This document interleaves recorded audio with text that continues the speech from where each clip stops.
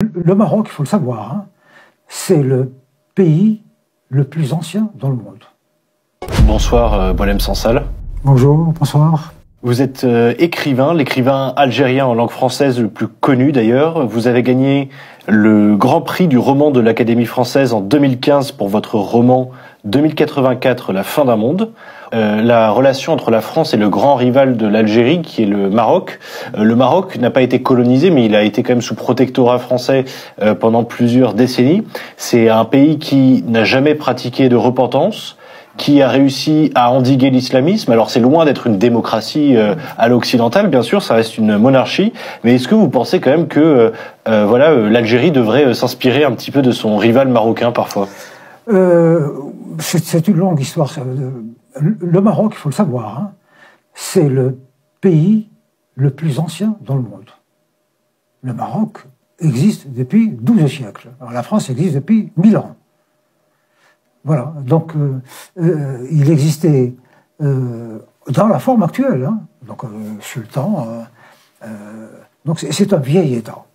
C'est un vieil État qui a toujours été très puissant. Puis il a colonisé toute l'Afrique du Nord, quasiment jusqu'à l'Égypte, et il a colonisé l'Espagne. Et là, c'était un État, un empire, jusqu'au Sénégal, très très très puissant. Et bon, bah, et puis il y a eu l'effondrement de tout le monde musulman à partir de l'invasion des Mongols en 1280, et puis l'effondrement, l'éclatement de l'Empire en petits royaumes, par-ci par-là, et puis la colonisation arrive.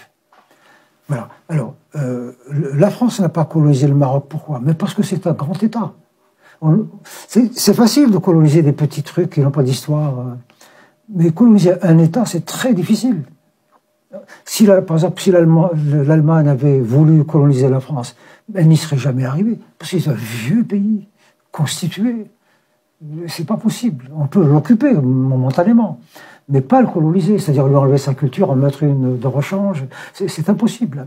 Et puis, je crois que à l'époque, les dirigeants français ont été sages en disant le pays existe, on peut pas. Il a ses institutions, il a depuis toujours. Oui, c'est Lyotet qui. Voilà. Mais alors, tous les problèmes viennent d'une décision prise par le gouvernement français. C'est que quand la France a colonisé l'Algérie,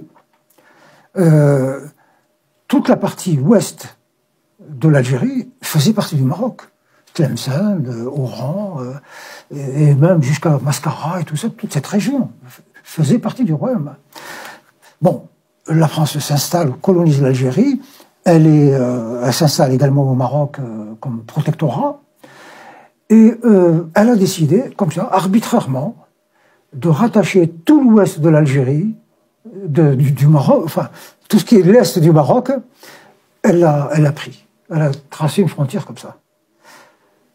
Que pouvait faire le Maroc, un État, tout ça, ben, il n'a pas le pouvoir à cette époque-là, la France était une grande puissance militaire.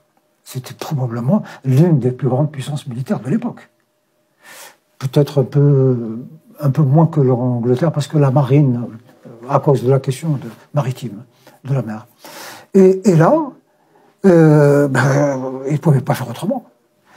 Lorsque les Algériens, en 1954 et même un peu avant, commençaient à militer pour l'indépendance et tout ça, quand la guerre de libération a démarré, donc en novembre 1954, les activistes algériens ont pris contact avec le roi du Maroc pour les héberger, les aider diplomatiquement, financièrement, et puis leur permettre de créer des bases militaires où on s'entraîne. Il leur a dit, OK, mais à une condition, moi je vous aide sur tous les plans, mais à l'indépendance, vous me restituez nos territoires qui ont été pris par la France. Et les Algériens ont dit, OK, l'indépendance arrive. Entre-temps, l'Algérie est devenue pays communiste, derrière il y a Moscou, et les Russes ont dit, bon, c'est tout, nous on est prêts à vous aider.